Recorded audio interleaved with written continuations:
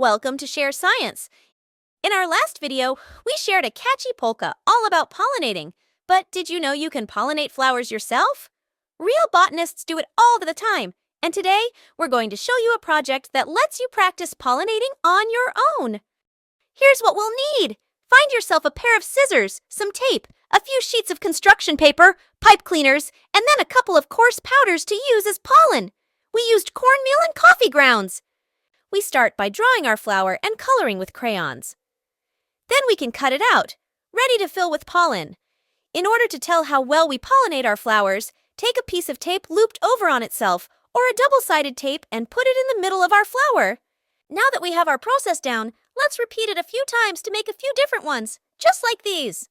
Next, we can add our pollen. Most plants have all the parts needed to self-pollinate in each flower, but others keep the pollen in one type of flower and the ovaries to receive it in another. And a few species have entire plants with either all pollen or all ovary flowers to promote genetic diversity. To keep track in our experiment, we're going to seed half of our flowers with coffee grounds and the other half with cornmeal. When we're done, this will help us figure out how well our pollinators did spreading pollen as they move flower to flower. Speaking of our pollinators, let's get to making them. Now, this part of the experiment is where you can get creative. The important part of the bees and butterflies that do a lot of pollinating is the small hairs on their legs that help collect and distribute the pollen all over. Since pipe cleaners are made almost entirely of little tiny hairs, all we need to do is shape them into something that resembles a little bee or butterfly. Here are a couple of examples that we made, each with their own handle that let us get our little pollinator right into the middle of the flower. Get creative and see what you can do.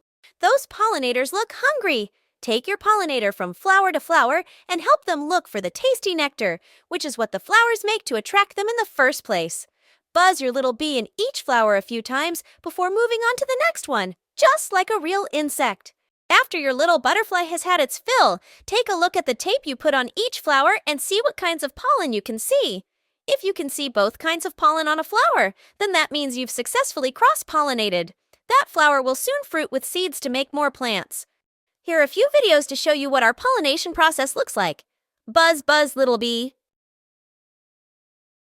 As we take a closer look, we can see our flowers show both coffee grounds and cornmeal on the sticky tape, which represents the stigma, the part of the flower that collects the pollen to bring it to the ovary to make the seeds.